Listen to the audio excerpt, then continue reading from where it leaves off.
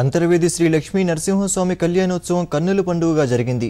ఆరు బయట చలువు పందిళ్లలో విద్యుత్ వెలుగుల మధ్య వేద మంత్రోచ్చారణతో స్వామివారి కళ్యాణాన్ని వైభవంగా నిర్వహించారు.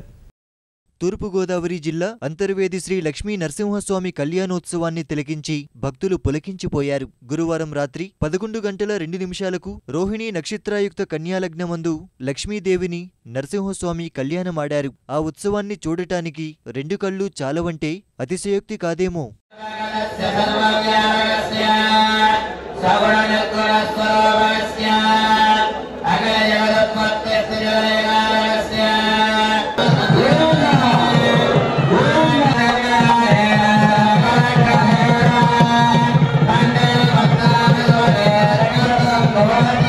ఉప ముఖ్యమంత్రి చినరాజప్ప, శాసనసభ్యులు గొల్లపల్లి సూర్యారావు, పులపర్తి నారాయణమూర్తి, సంయుక్త కలెక్టర్ సత్యనారాయణ కళ్యాణోత్సవానికి హాజరయ్యారు. ప్రభుత్వం తరపున స్వామివారికి గొల్లపల్లి సూర్యారావు పట్టువస్త్రాలు సమర్పించారు. కళ్యాణ ఘట్టాన్ని అందరూ వీక్షించేలా ఎల్ఈడీ తెరలు ఏర్పాటు చేశారు. భద్రాచలం తర్వాత చలువ పందిళ్లలో ఆరుబయట జరిగే భారీ కళ్యాణోత్సవం ఇదే కావటం విశేషం. కళ్యాణ సమయంలో తలంబ్రాలు పంపిణీ అస్తవ్యస్తంగా మారింది. దేవాదాయ శాఖ, పోలీసుల మధ్య సమన్వయ లోపంతో తలంబ్రాలు ఇవ్వకుండానే భక్తులను బయటకు నెట్టేశారు. దీనిపై చాలా మంది భక్తులు అసంతృప్తి వ్యక్తం చేశారు. చివర్లో పోలీసులు అత్యుత్సాహం ప్రదర్శించడం కూడా భక్తులను ఇబ్బంది పెట్టింది.